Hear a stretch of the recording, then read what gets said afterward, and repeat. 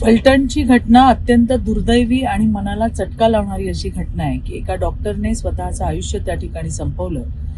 याची माहिती काही वेळापूर्वीच माझ्याकडे आली आणि या संदर्भात साताऱ्याचे एसपी तोशीजी यांच्याशी माझं बोलणं झालंय.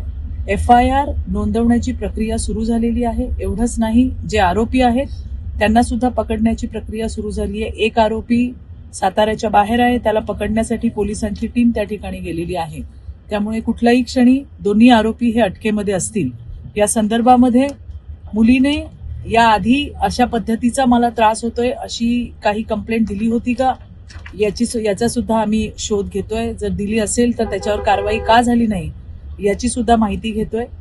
अशा घटनेमध्ये खरं तर मुलींना ज्या वेळेला त्रास होतो त्यावेळेला त्यांना मदत करण्यामध्ये जास्त समाधान मिळतं. आज मुलींनी स्वतःला संपवलंय. मला या घटनेच्या माध्यमातून राज्यातल्या तमाम माझ्या बहिणींना, माझ्या मुलींना मला सांगायचंय की स्वतःला संपवू नका. तुम्हाला त्रास देणाऱ्या या नराधमांना शिक्षा व्हायला पाहिजे.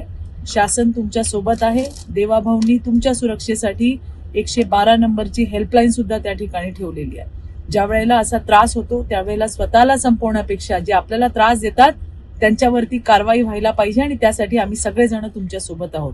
पुन्हा एकदा हेच सांगतेय की अशा पद्धतीचं टोकाचं पाऊल उचलण्यापूर्वी शासनाची मदत घ्या, 112ची मदत घ्या. खरं तर तुम्ही असताना तुम्हाला मदत करण्यामध्ये समाधान आहे. अशा घटना जीवाला चटका लावणाऱ्या आहेत, परंतु या घटनेमध्ये सुद्धा जे कोणी आरोपी असतील त्यांच्यावरती कारवाई केली जाईल. लवकरात लवकर हे आरोपी पकडले सुद्धा जातील.